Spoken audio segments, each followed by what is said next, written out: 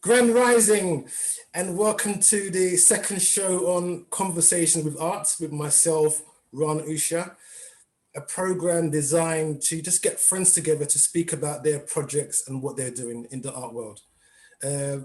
First, introduce my co-presenter, Annie, textile artist and painter. Grand Rising, Annie. Grand Rising, everybody. And coming in to help us today, thank you very much for doing this, is a painter, potter, and poet, Thomas. Grand Rising, Thomas. Hello. And our special guest for today, all the way in New York, someone I've got to know really well over the last year or so, filmmaker and poet and writer, Ade. Grand Rising, Ade. Grand Rising, everyone. Thank you very much.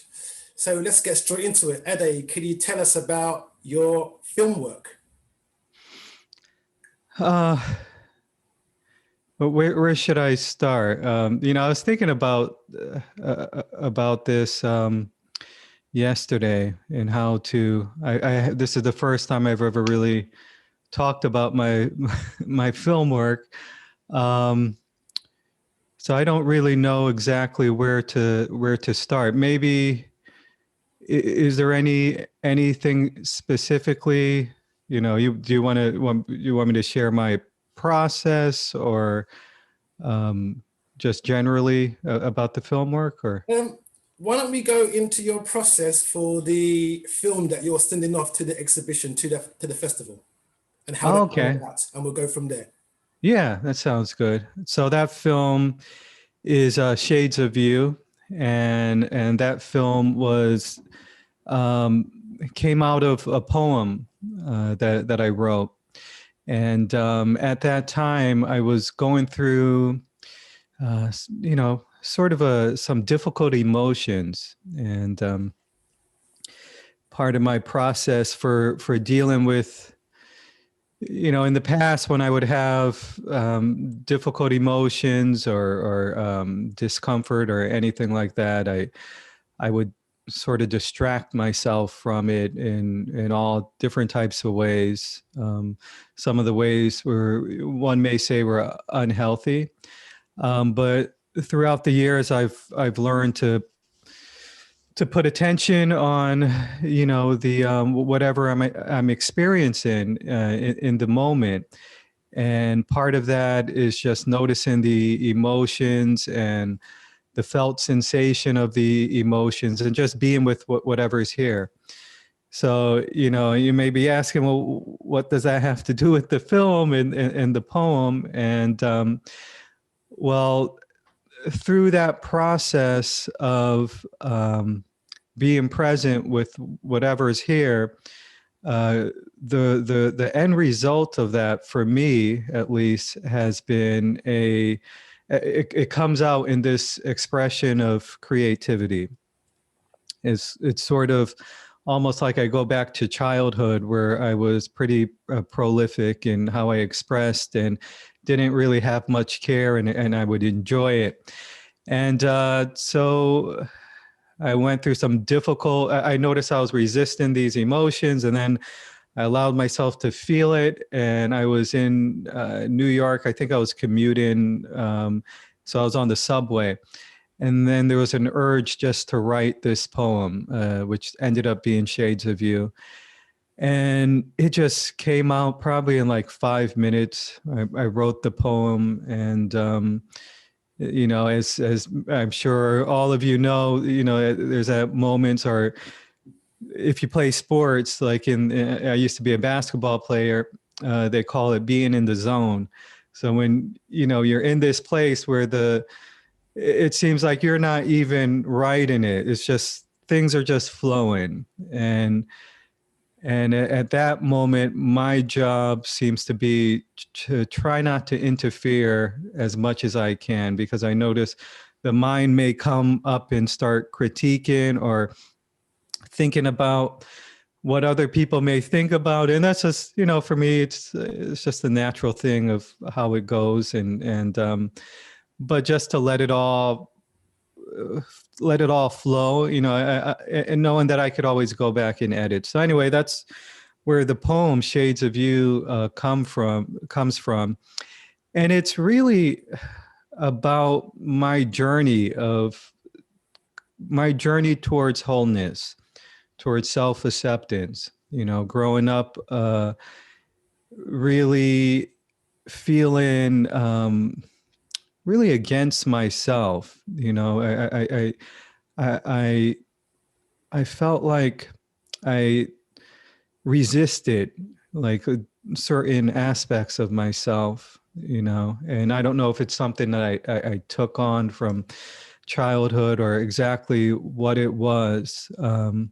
So that's what that poem's about. And then after I wrote the poem, before I made this film, I've been experimenting with writing poetry, which is my favorite way of, one of the most natural ways of expressing creatively.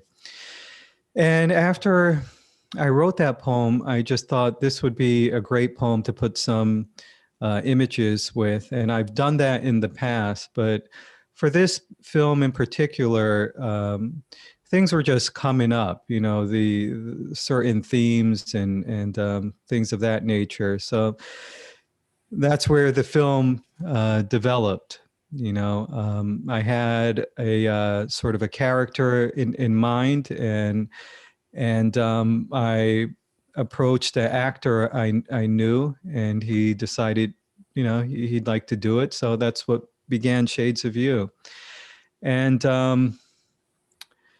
so Shades of You in the film, I one of the things I wanted to, and jump in here whenever you'd like, if you have any questions or anything. One of the things I wanted to do was I love capturing on film what some may call, dirty, or, the ugliness, or things that people may not want to look at. And living in New York, you see a lot of that. There's plenty of that. There's plenty of that in the city. And I think certain things I like to capture are, I lean towards abstract art.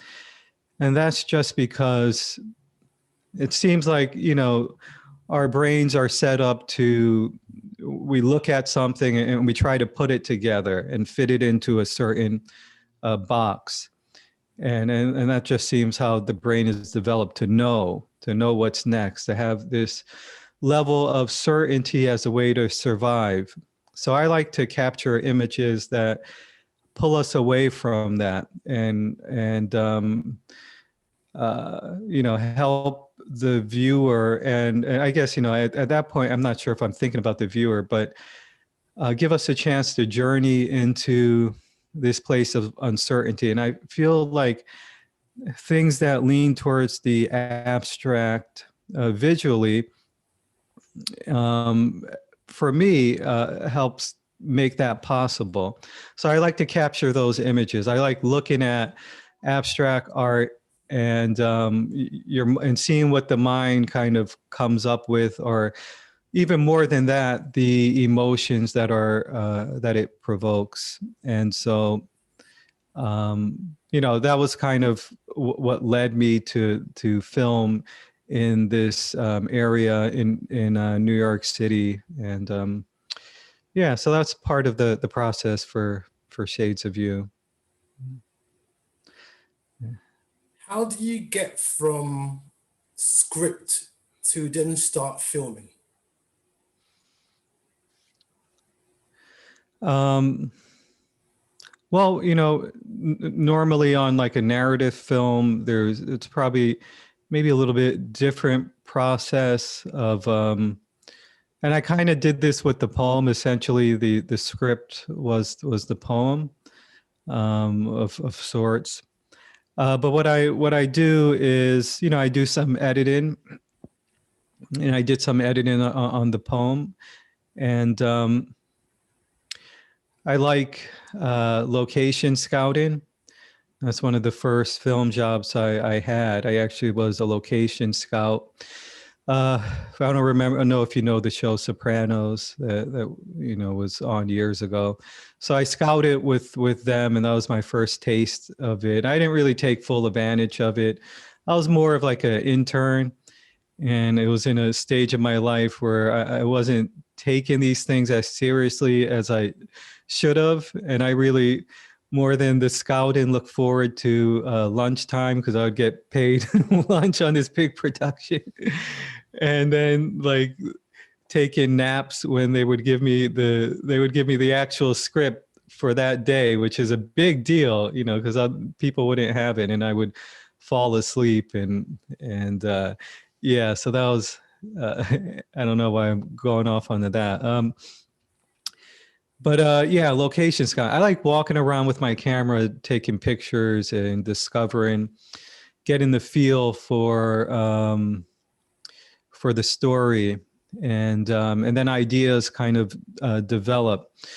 I like doing a lot of free writing, just writing whatever comes. Like my free writing, you wouldn't even be able to read. So I wouldn't have to be worried about anybody finding any information in my writing, because you literally cannot read it at all. I can't read it. So when I write it, it's just to get this stuff out, just to write. And from that, a lot of times themes develop and characters. Themes are very important for me for films, and especially for Shades of You. Certain, and I'm going to forget what the themes are, but certain themes came up out of that. And then I would just focus on those themes and try to find ways to represent them in a visual manner and through the actions of the character. And so in audition, which really wasn't an audition, just having our actor, Andrew Manning, he did the narration, and we just talked, and he gave me some ideas and his perspective on the character. So a big part of the process is the collaboration. I really enjoy the collaboration. It's one of the things that is my favorite part of filmmaking, is working with the actors, working with the DP, working with different parts of the crew. For certain bigger narrative films, we have a crew. For this film, it was just me, so I was pretty much the only crew. And so Andrew and I, did the work. Andrew helped carry the equipment and things like that, and so we, storyboarding. I might have done a little bit of storyboarding for this one. I like to have a little bit of structure. I find that I work better that way. I like knowing, because, excuse me, I'm a creature of habit in a lot of ways. While the kind of paradox of that is I really crave to this sort of freedom to express freely and to step into uncertainty. But I feel like I need these structures, and I kind of rely on structure to help to do that, in a way, sort of like a child needs some boundaries. You let them play, but they need some boundaries to feel secure. So I've learned early on that I thrive on that, to know that structure is there, but then just a lot of times I don't even do anything that was, especially on this film, that was planned out. A lot of the ideas came up when we were on set. Then I kind of scratched a lot of the things I had planned in the shot list. So one of the things I do is a shot list, what angles I'm doing, close up, lens, and things of that nature.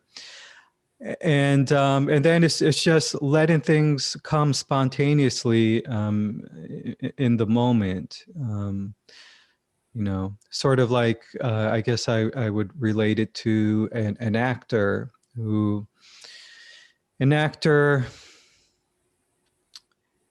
does a lot of preparation to get into the character, maybe learns to play a certain instrument and learn certain you know, things that the character does and memorizes the script. But then when it's time to perform, you have to forget all of that. You got to just be in the moment and take that chance. And you know, and I'm sure as artists, you all have experience, you know, with that element of creating, of creation. You know, I think. Well, I'm going to go off on a tangent, so I'll stop there. So that's does that answer the question of, you know, going from the script to the you know, to the Yes. yeah. But you know, can I ask a question or? Go ahead, please. I'm curious, you know. So, do you prefer Antoinette or Annie? Either is Okay. okay. Yeah. So Annie, can you talk a little bit about your textile work? Like, what is that process for you in terms of you know, looking at your art? I did get a feeling. There's a feeling of abstraction, and is that something intentional, or how do you get to that to I that think place? it's dissimilar to how you work, or maybe Thomas, or maybe Brian works. So you go out and you take your images of what you're looking for, not dissimilar to yourself, Ade, when you go out and you just, you know, you just take photos and you're just gathering your information. And I find I work a lot easier, or it just flows a lot easier if it's not so an exact replica. Nothing that is pleasing to my eye is an exact replica. So it usually comes out quite semi-abstract in that way. And I think I did interior design for textiles, and my art and my creations were not high street, you know, sellable. So I geared a bit more towards doing painting. It just flowed that way. So I didn't feel that I fitted into that little box of producing designs, you know, that were going to be reproduced. And, you know, I think that felt for me that it was going to put a lid on me, suppress me. I felt that, you know, I wanted to be a bit more freer in that way. I did have a conversation with Brian the other day. So my specialism was printed textiles, but I like woven, I like knitted, I like everything, and just incorporating everything, you know. Life is a tapestry. Life is you know, as you said, walking down the street, you can see anything is an inspiration. So you gather it from everywhere. So why would I want to take just one thing and say, yeah, this is what I do? I want to do everything. So although I've used the textile to get into the art, from the art came my painting. And from the painting, I got into photography as well, you know. And as you said, there are so many avenues that open to you, and then you see that, you know, your creativity is so endless, you know, endless. Yeah. And working with Brian now, you know, I never, ever thought, never would I have said, you know, I can illustrate, never, ever. But, you know, again, Brian has shown me, you know, never say never, be open to that. And there's many times that Brian came to me and he kept saying, and, you know, I'm looking for an artist. This was like this. My head was saying, you can't do that. don't raise your head and don't say to B, you know what, I can do that, B. The voice at the back of my head was saying, don't say a word. Don't even look Brian in the eyes. Don't worry, he'll go away. Honestly, that's what it was. But he kept, you know, when someone's knocking, keeps knocking until you say, you know what, B, I think I'm going to try it with you. And it has been amazing in so many ways, not just with my creativity. I've opened the door to my Reiki healing, you know, that's opened other avenues. So in me, as Brian's always saying, as it's always coming up, don't play small anymore. You know, in me doing that for so long, I have really disconnected myself in many, many, many ways. So now through the opportunity with Brian, it's really given me an opening, and I'm quite amazed at what work I have produced, because it isn't my normal. I mean, if I can say my normal, whatever's working through me is working for what we're creating together. It wouldn't be my normal sort of illustration or artwork, if that makes any sense. If I showed you my paintings, they're quite removed from what I've produced with Brian. But I'm, you know, that in myself, that's fantastic, you know, because it's, you know, again, I can't label myself. I don't want to label myself. So I had labeled myself, this is what I produce. It opens yourself up to so many other things. Yeah, I've noticed that as well. And do you still find that any doubts or anything, do they creep up at times, and how do you deal with that? Exactly the same. So when you speak, Ade, if Thomas is speaking, if Brian is speaking, everything you say touches me. And I think, oh God, man, I have felt that. I do feel that the anticipation of starting a new piece of work, when Brian has said, Annie, listen to that music, see what you come up with. Oh God, am I going to create anything? Is this guy going to turn and say, what the hell is that? What is that? You know, what? So he will send me music and I see things. So I see images, things come to me, and then I will draw something and I think, oh my God, I was going to look at that and think, what? So at the end, you know, there is that doubt again. Are you going to be able to create something? Yeah. Well, you can do that, man. I mean, he's going to look at that and think, what the hell? You know what? Let's leave that for another time. All the time, and it's getting past that. And even after you do the sketch, Ade, I have anticipation at applying colour, at applying another layer, at applying another layer. Is it going to work? Is it going to look right? You know, it never ends. That voice is continually saying, that's not looking too good there, man. Is that really good? Other people are going to see that. It's constantly, but it's, you know, breaking and not listening to that. And like you say, when you're in that zone, then you know that it's flowing, and it is. And I've produced some things that I'm like, whoa, where did that come from? Then I show it to B, and he's like, Annie, wow. Then I might show it to some, they're like, whoa, where did you get that from? They're like, you know what, I don't know. I don't know where it came from, but I'm so proud that I've sat and pushed through it, because sometimes it you know, it could be like, wow, that looks like rubbish. Yeah, I would say it's a little, it's a little easier for me in terms of when I'm thinking about you adding color in these layers, and I'm thinking, wow, that's scary, because with painting, you know, like with editing, I can add the layers, and now everything's digital, and I could just I could take them off. Exactly. So you really have to commit, and then, yeah.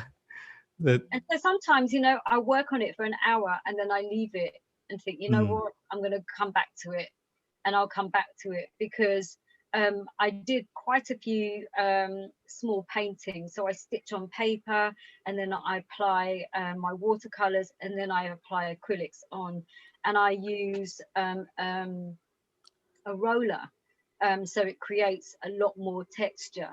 And I created loads of these in the summer, and I thought, what the hell am I going to do with these? I don't even know what I'm going to do with these. But what I ended up doing was cutting them up and using them in the artwork that I have produced with Brian. So a lot of it is drawing the base, added color, and then added another layer of paintings that I have created and then cut up.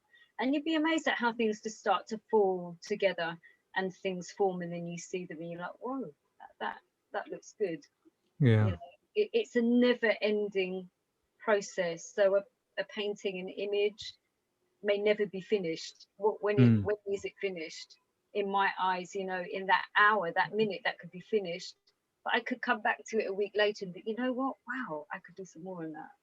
So, you know, it's a point where you at that moment think, yeah, that's good. I'm happy with that. And if Brian turns out and says, wow, that's good, or that, what is that, Annie? That is a load of, you know. But thankfully, we work in, we have such a good energy, and we have such conversations that are so broad and so vast. And Brian brings so much to the table that there's so much to learn and there's so much to absorb that you can't help coming out of that like a butterfly, if I can say it that way, you know, that you're absorbing all of this information and the music and the images. You can't not come out. I mean, I guess I can liken it to maybe looking at some of Thomas's ceramics, looking at maybe at your, you know, it's all creative. So I would probably watch yours and not come back the same. You wouldn't want me to watch or read what you've written or produced and be the same, and not take something from that. I may not completely understand why Ade did it, why Thomas did it, why Brian did it, but I will take what is needed for me from it. And then, you know, then you've done your job, Ade. Then you've reached where you know, or said and conveyed what you want to convey. Sorry, without preaching to you guys. Sorry. Yes. Thomas, what is your main medium? Ceramics or painting? Oh, I'm a big mess. By the way, before I start, I want to apologize. I have a plumber here, so there may be noises in the background from time to time. Don't worry, it's not my house breaking in. It sounds a bit loud, but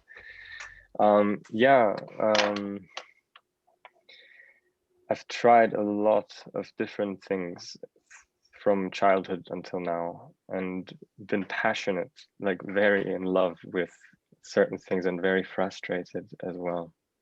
From music and acting, I think the first art was, apart from painting as a child, of course, I've been starting acting quite early. I think I was 6 years old when I was already on a children's theater stage and doing acting there.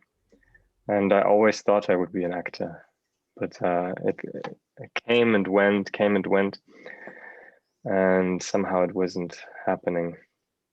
So then I wanted to be a musician, but I found that all the things that I've learned so far, there was always a similar process and a similar kind of struggle for me associated with it. But currently, I was doing ceramics. I studied design in Denmark, and I tried different media. I was doing some jewelry as well. And I thought I really quite liked that, and I was thinking a lot about going in that direction. But I had this fear always of committing to one specific thing, because I felt always in the back of my mind, I had so many other things that were maybe sometimes even more important to me. To tell you the truth, the ceramics thing was something where I felt I could maybe see myself making a living with it eventually. But it's not that I feel so at home in that. And then the coronavirus actually thing broke out while I was working in a ceramic studio in Latvia, and I had to leave. And so it was in the middle of it. So I didn't really get to the stage where I was going to start really developing a little business with the help of another ceramic artist who is established. But somehow there was something thrown in it, and it was in the middle of also when I was beginning to have doubts about it again. And so now it was a lot of uncertainty.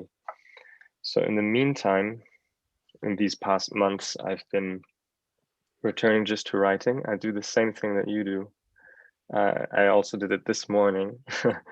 It helps me a lot to get to that place of flow. And actually this flow, I try to keep it as my way of being as much as I can throughout my day, no matter what I do. And I've been getting back to oil painting now because that's something I can spend my time doing, and I'm enjoying that a bit too. But somehow I feel that what I want to eventually do is combine something where I tell a story, and because all this is to me is it all ties in with my spiritual don't like that word, but my spiritual life, you know. Well, my self-exploration, and I don't know how to put this, but I often thought of even filmmaking too, although I have very little clue about it. But as an actor, I always enjoyed that it was creating this story. And I often thought eventually, you know, one of my biggest idols are David Lynch and Stanley Kubrick. And I just love the way they can tell a story without using a word and just with images. And for me, if I if I make a painting, I want to do that. But with a film, I feel it would be the most amazing because it's almost like I love music for that reason, because it's transient, because it keeps taking you. It takes you on a journey. A painting is a bit there, and you have to do a lot of it yourself. And a book is maybe similar, but I feel with music and with film, there's something like that's so alive in it, and it really takes you in.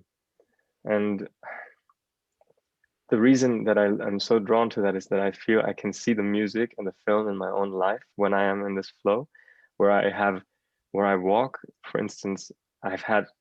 I go through these times of deep, like, despair. But the despair in the end is wonderful because it brings me back. And then out of that often comes a work that I do. Because then in the end, when I come back and I see what it's all telling me, then it comes in and I can share that as a poem or something.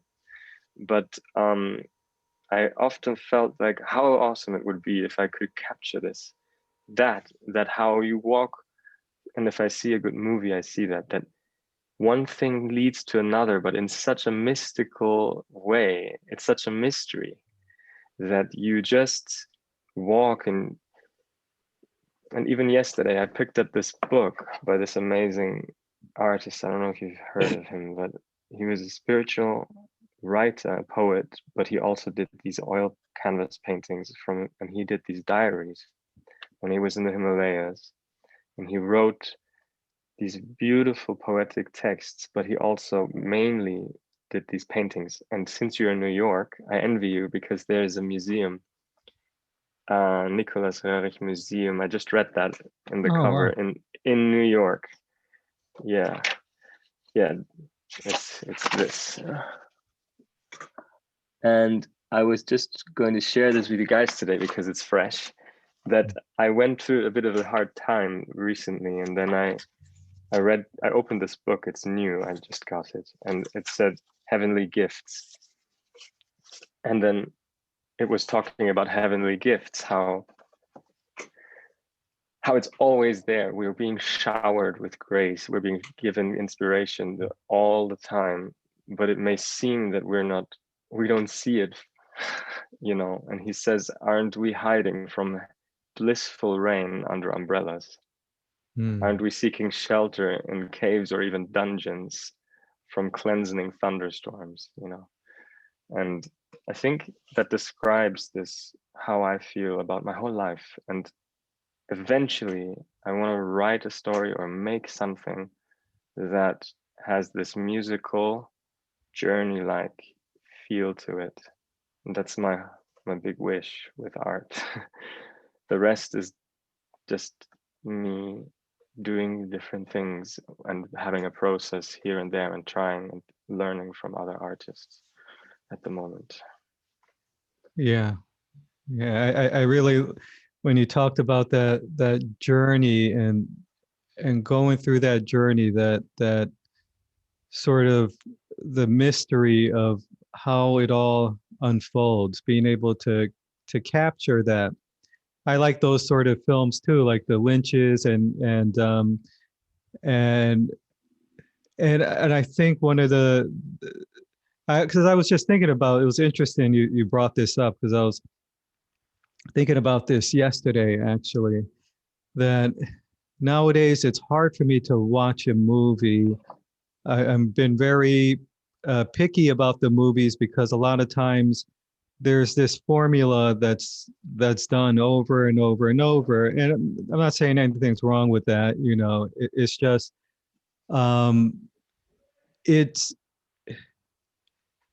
it's like it just checks off all the boxes. Okay, you're supposed to feel this way. You know, in this, the you know, the arc is at this point and you're supposed to feel this way. And then, and I think subconsciously as a viewer, we've watched so many of these films that when the hero's on his journey, his or her journey, you know what to expect. You know that there's going to be an obstacle at this point, and you're gonna, you know, they're gonna meet with the protagonist, and there's gonna be some conflict and some inner conflict that the hero has to overcome. And then you know that, you know, you get a little afraid. Will the hero overcome that? But you know, you're waiting for the moment because you know the hero will overcome. And then you get that moment of relief. And I think it does so well, that formula, because it plays to that part of our brain that seeks certainty and comfort in that. And what you're talking about is being in the flow and embracing the uncertainty. That's what I got out of from what you were saying, which is not something that we, I think, many of us intentionally kind of look for. We're looking, you know, or the brain is looking for this certain, you know, certainty, this level of certainty. So I'm glad you brought that up, because it is, you know, and then the music, I think that was part of the missing piece in my thoughts yesterday, is the music. You brought up the music, because I was thinking, okay, well, you know, how to get into that, to kind of allow oneself to give oneself to that uncertainty. And I think one of the ways to do that is playfulness. Kids do it very well. You know, they'll play, they'll discover, and as a parent, I'm a parent of two small kids, and they will do things, and I would get terrified. But they're discovering, and they're, you know, and they're enjoying it. They're expressing in this way. So, and my 5-year-old is always coming up with different songs, music. She just makes it up. And that's one of the things I enjoy a lot. But I've found sometimes when I am in a sort of creative funk, or just feel like very dense, like everything is sort of contracted in my life and I'm just doing the same thing over and over, music has the power at those, like I try everything else, but when I listen to a song, it just, has this ability to pull me out of that and to inspire me, and there's this sort of letting go. I don't know what it is, the power of certain music, but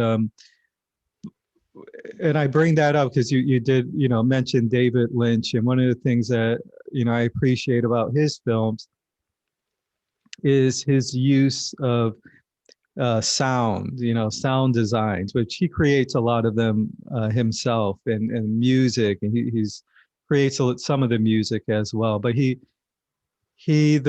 films that I really appreciate have that element of that. There's that music. The music is a character just as much as the hero, just as much as how the camera is telling the story. The music and the sound design play such an important role in that, and it's not like overdone. Like you see some films, and it's just like dun dun dun dun, and it's and it's great. It serves its purpose, but it's for me it's a little bit. It's a little bit too much. I want to say it's a little bit too much of trying to manipulate the person to invoke this emotion. But I guess in some ways, maybe, David Lynch does the same. I don't think that's really, you can avoid it as an artist, at least as a filmmaker. That's part of, I think, what we do. But anyway, that just, what you shared brought up, a lot of thoughts for me. So thanks. Ade, Can I say one thing that oh, sorry. Go ahead. No, go ahead. It's not important. Oh. So Ade, yeah, Annie and I were talking about the other day about early hip hop music and the graffiti in New York. I was willing to Eric B. and Rakim, Big Daddy Kane, LL Cool J, KRS-One, and Annie talked about Houdini and the graffiti stuff. How did that feed you? Does that feed your work at all? Because you were in New York when it was all happening. Yeah, I the short answer is I don't know. But what I can say is, I really enjoyed the music at that. Like Eric B. and Rakim was the first tape that I purchased. The first piece of music that I ever purchased was a cassette that I brought off of a DJ. And so it was the Eric B. and Rakim. The cassette had the money on the cover. It had like, I don't remember if it was $100 bills. That was the artwork on the cover. So I remember getting that. And back then it was the music, but it was also the music with the dancing. The two went together. I grew up in Crown Heights, Brooklyn, and the big thing was learning these different dances. So we'd get together and we'd, practice these dances. And there was, that was part of the. That was a really good time because that was a time where it was more, I think, in some ways about communities, being a kid and gathering with your friends. Whereas, today there's not as much of that. There's a lot of, being on your mobile device and things of that nature, which I'm guilty of. So I really appreciate, so I think that in some way has influenced who I am today, so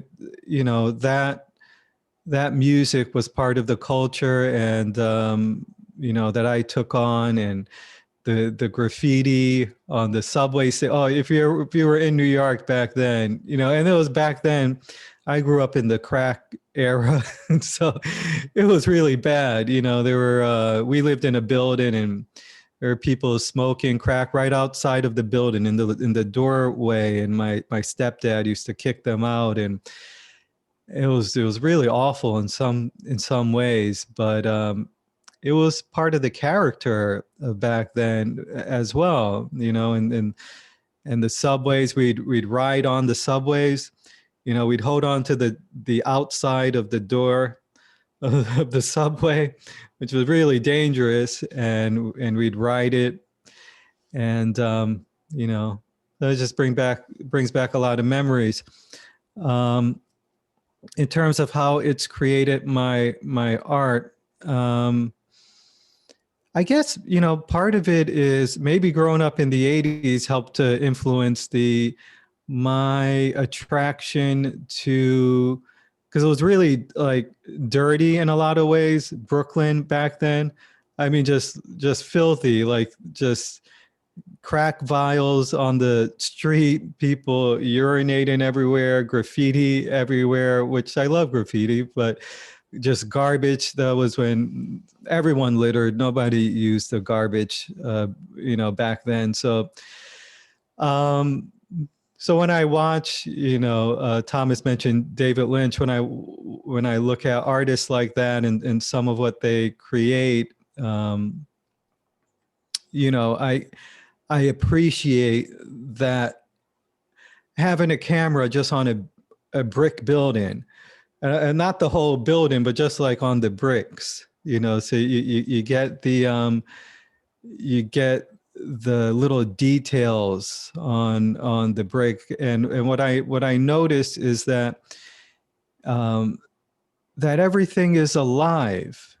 You know, if you really look and you're still enough, and you're not being told how to feel at that moment, or, you know, or you're not waiting for the next, and you're giving yourself a chance to be with the art, you start to relate to it in this in this way where you, in a way, there's not this separation. That art comes alive. You know, you really see the world around you dancing and vibrating. And you know, some of my favorite artists are able to capture that in their work. You know, one of my favorite filmmakers is Ade Tarkowski. And he passed away, I think, from cancer in the 80s. He's a Russian filmmaker. Made films like Andrei Rublev, The Sacrifice. If you haven't seen these are great films. But you have to have, if you're not used to watching films like that, it requires a little bit of building that muscle of patience, because he'd have very long shots. And what he was able to accomplish is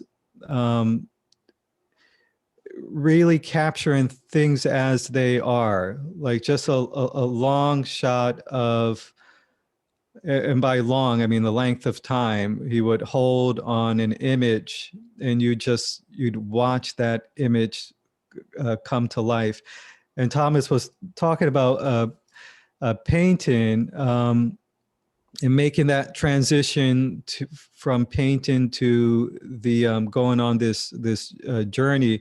One of the things that came to mind when he talked about that is Ade Tarkowski has this shot, and it's hard to find. I look for it, but I'd actually have to go find the exact films I've seen that he does it. But he would stay on a painting, you know, and the camera is just still, and it's on the painting, and then he'd slowly push in. So, and as he's pushing into the painting, two things happen.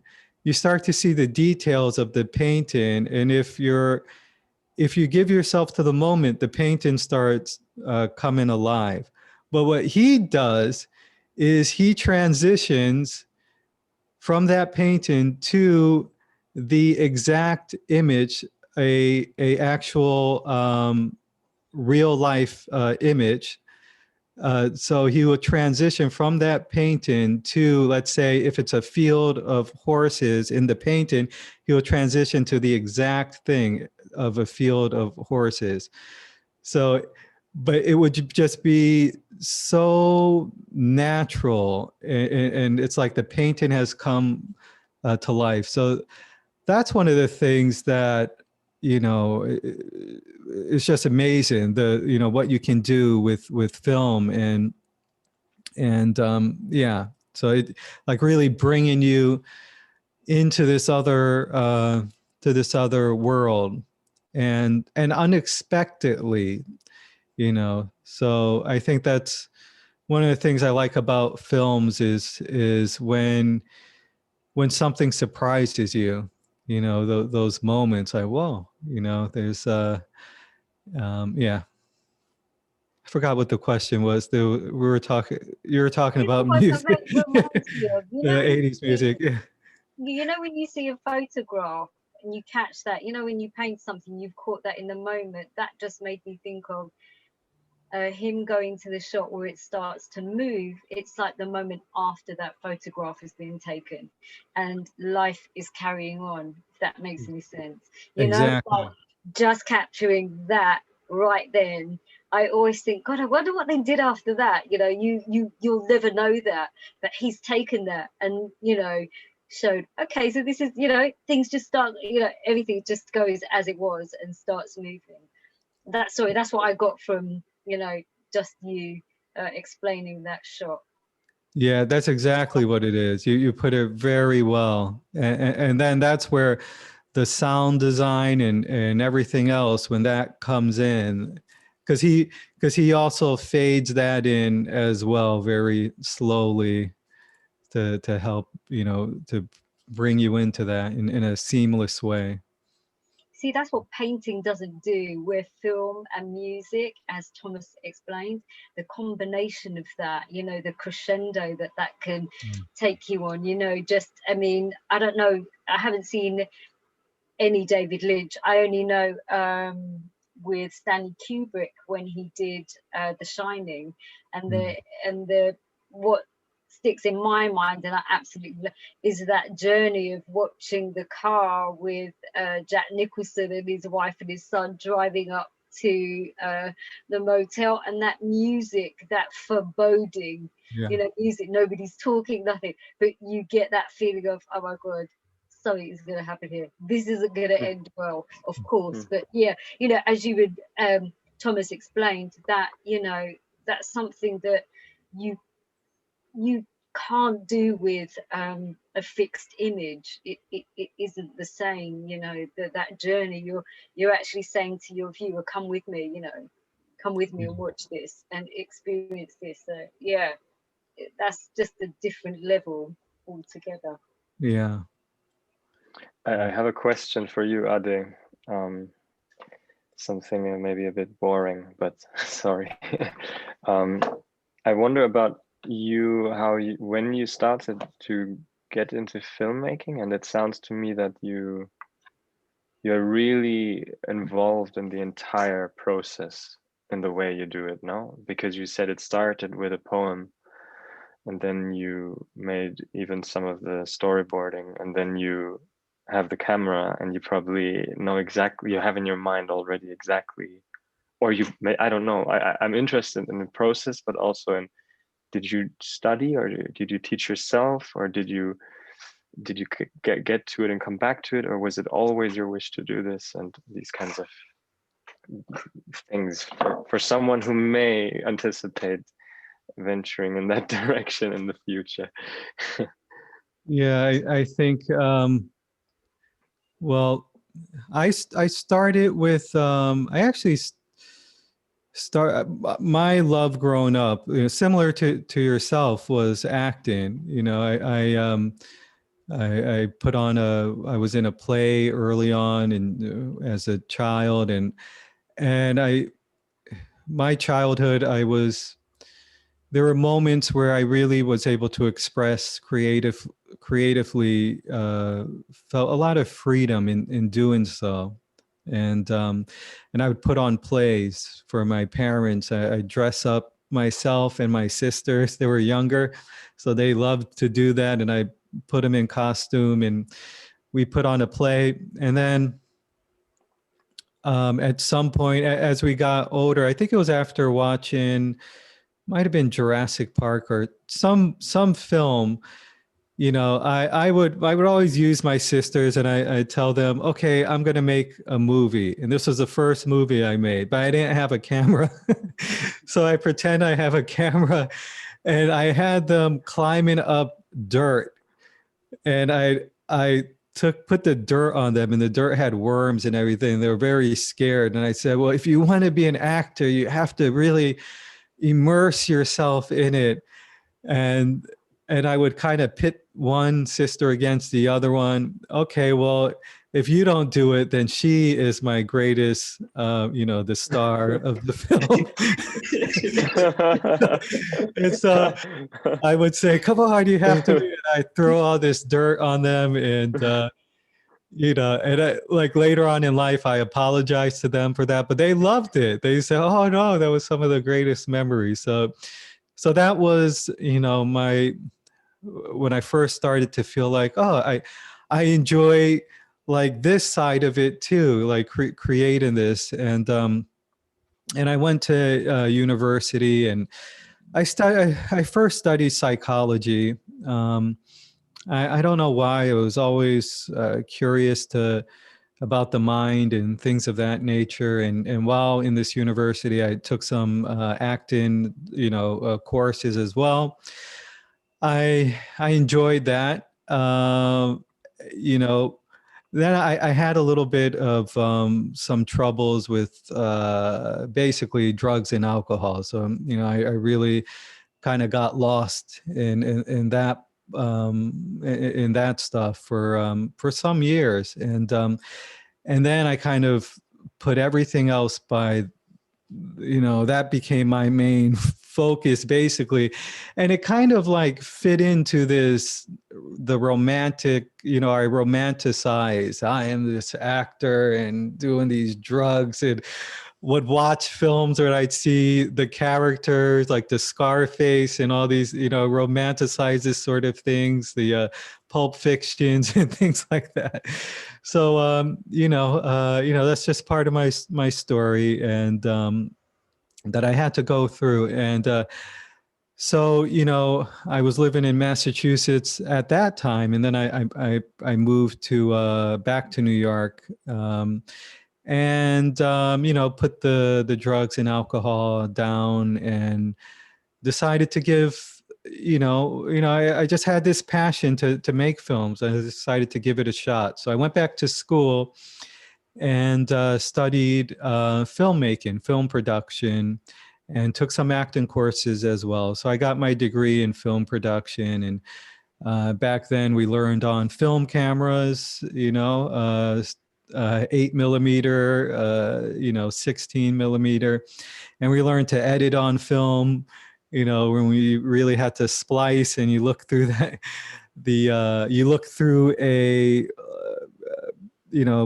pretty much like a microscope type of thing. So you had to see exactly where the cut would be, and you make the cut and then tape it together.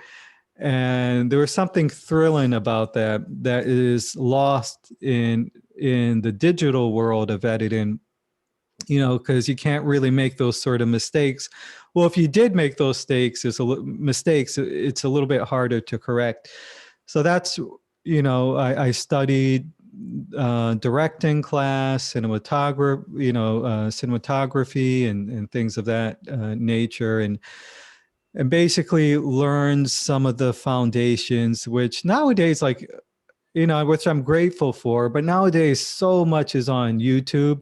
And after I graduated, a lot of my learning has just been watching YouTube videos, and the technology is advancing so quickly. Rarely people are using films, and film is expensive. It's a little bit more difficult to use. You have to buy the film, then you have to have it developed, and less room for mistakes and things of that nature, and more expensive to light. You know, you really need a good light if you're going to shoot with film. And so that's basically where, you know, I did have the formal education. And I think that, you know, it was useful. And I'm still learning. I feel like I haven't been putting enough time into learning the craft. I mean, it's endless. You know, I don't think you ever stop learning when it comes to filmmaking and art in general, or pretty much anything that you do. So that's pretty much was the formal education, and that was a big part of my process. And the good thing about school as well is meeting different filmmakers, and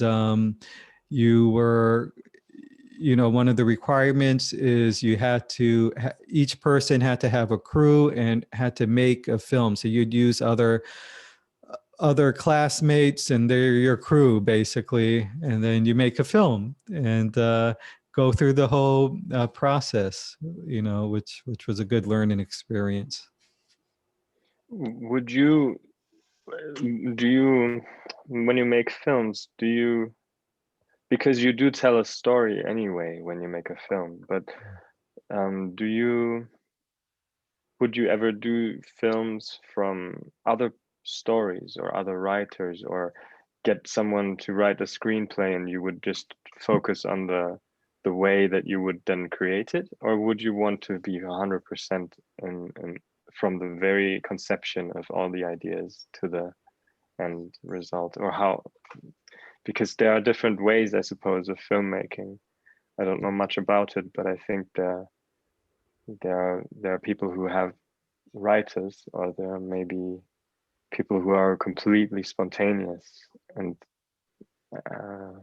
Yeah, I wonder how that. Yeah, I've done both. I would say I prefer writing my own material and making the film from that. But I was approached by two producer writers, so they were funding and you know, works of their own, and were sought out, you know, directors, and so one of the experiences was when I was younger, like fresh out of film school, big ego, and thought, I read the script and thought, this is not art, and I'm gonna change it to how I want it to be. And I basically turned what was a sort of slapstick sort of comedy script into a dark comedy with a lot of themes and things taken out, and that caused some conflict between me and the producer writer. And so the lesson I learned in that was, you know, I should have been honest from the very beginning. And, you know, I needed to really know what I wanted to do and say, hey, this is not the sort of thing I want to do. I'd have to really change this a lot, or compromise, you know, to some degree, and make that choice, you know, together with the person. And you know, and I didn't do that. So that was a lesson there. And then most recently, I did a film called Not As Tough As You Think, and I worked with a writer producer, and that was a different situation. There was a lot of things in that script that I appreciated, and I liked where he was going with it, and we worked pretty well together. We're still working today, so we have some things in development, actually a few scripts, and you know, he has a little bit of a different sensibility than I do, and I have some different ways. And I think one of the things that I need to work on is I have a certain kind of people pleasing part in my personality where I want to avoid conflict, and that's not really healthy when it comes to relationships and things like that. So one of the things I'm working on is saying, I kind of like having more trust in myself and saying, okay, this is just how I think it should be, and not that he has to agree with it, but having a place to work from, or to talk about. There's this neuroscience, Bulado, who I like his work. I don't know if you know of him, but what he talks about is the importance of healthy conflict. So conflict is good. Don't avoid conflict, he suggests, but healthy conflict means go into the conflict with the idea of, I don't know, and I want to learn something, so not with this set idea of I am cemented in this perspective and I'm not going to budge and I'm just going to prove my point, but having this openness, well, I don't know, so let's talk about it and see what comes out of this conversation. And I think for me, that's more in alignment with that creating process. I mean, there is also something to be said of committing to an idea and going all in and allowing myself to make mistakes. But while I think on the other end is also being open as well. So, both these things going on at the same time. So. Well, thank you very much, all of you. It's been an absolute pleasure just to hear all of you speak and hear your ideas and what you've done. Hopefully we can keep in contact, we can and see what we're all doing in the future. So firstly, thank you, Annie. Grand Rising, thank you again. Grand Rising, thank you. Thank you, Thomas. Thank you.